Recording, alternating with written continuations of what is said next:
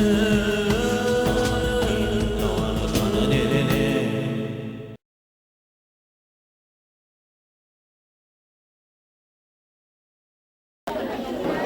everybody. Hello.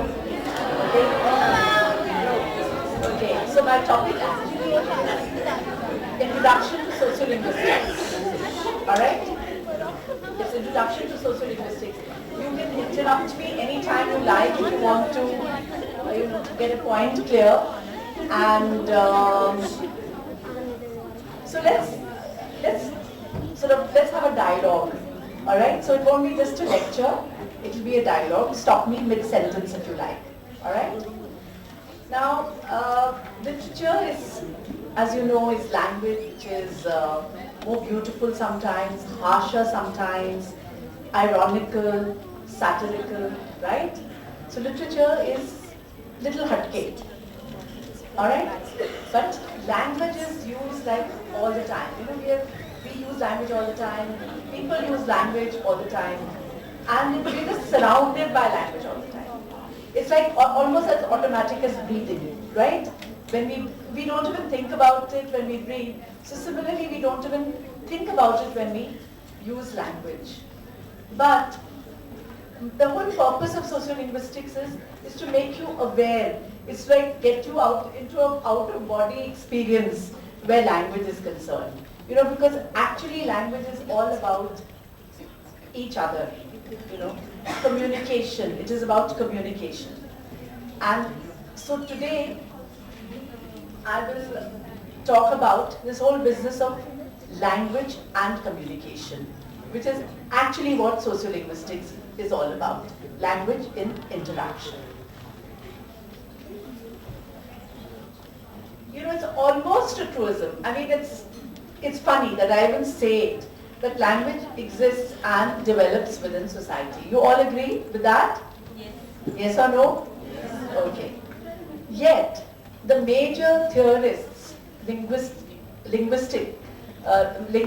of the 20th century actually did not, especially the earlier part of the 20th century, thought that they would not, they discounted this. They discounted this. And they looked at language as something which is ideal, which did not, in a sense, require a speaker and a hearer. It was really a funny kind of situation. Okay? The structuralists, for instance, just look at the way they looked at data itself. Data was in the text that exists. Alright? This text could be any form of discourse, a written discourse or spoken discourse. So they looked at data in the text that existed. So they would make grammatical rules based on the text that existed in real life. But they did not ask questions like whatever I'm saying today, I may never say again. And the things that I may say in the future, I may never, you know, I mean that has to be also accounted for. Okay? Anything that I am saying just now, I have probably never said before. Alright, the sentence that I'm saying just now, I have never said it before. I'm saying it probably for the first time. Now, some rule of the language has to account for it, right? Some part of grammar has to account for it. So, we had a revolution in linguistics. We had Chomsky, we had the cognitivists, and they talked of data in the mind, okay? Chomsky talked of competence and performance. You've all heard, some of you have heard of competence and performance? Yes. So what is competence? It is the unconscious knowledge of the rules of the language, right? It's the unconscious knowledge of the rules of the language. It is in a sense the ideal kind of language.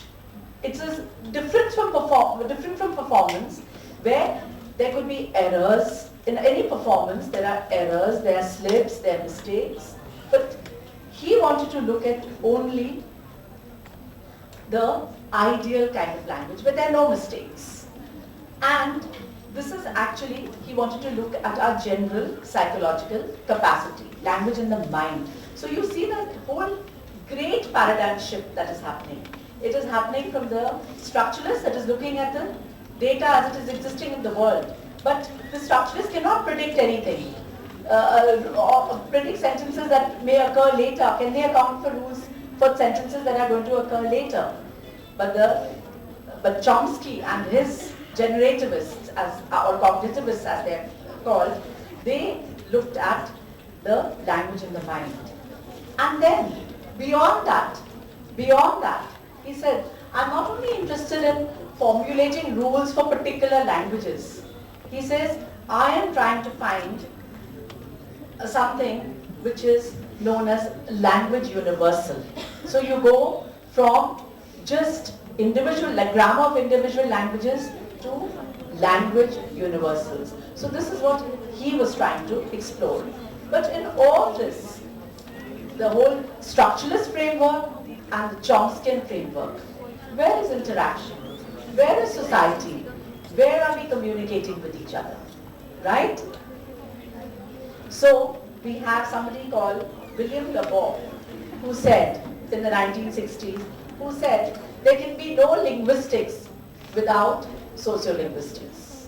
There just cannot be any linguistics without sociolinguistics, because it is only language as it is used in society which is of importance. Is this clear? Have you sort of got the whole paradigm things that were happening? Now, what does sociolinguistics investigate? Alright? Now, some of the questions that sociolinguistics attempts to investigate are: is language static or variable? What do you think? Is language static or variable? Variable. Alright. To what extent are social factors responsible for this variability? Social linguistics is trying to answer those questions. To what extent are social factors responsible for language variation? To a large extent. Okay. And then, what do you think about standard language and dialects? What is the difference between a standard language and a dialect? Can anybody answer this question? Yeah?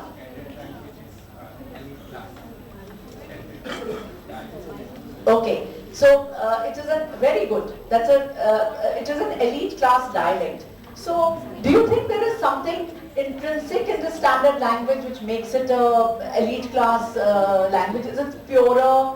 Is it more complex? It is sophisticated. In what way is it sophisticated?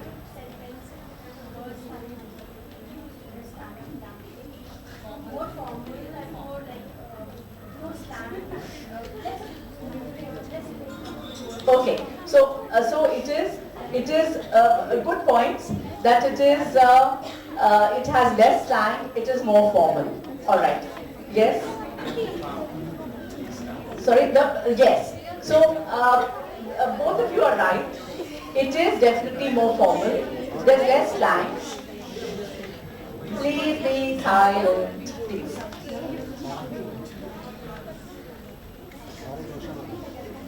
I know it's the end of the day and one is dying to go, but bear with me. Alright, so it is elite class, it has less slang. But there is nothing in the language itself. There's nothing intrinsic in the language itself which makes it superior.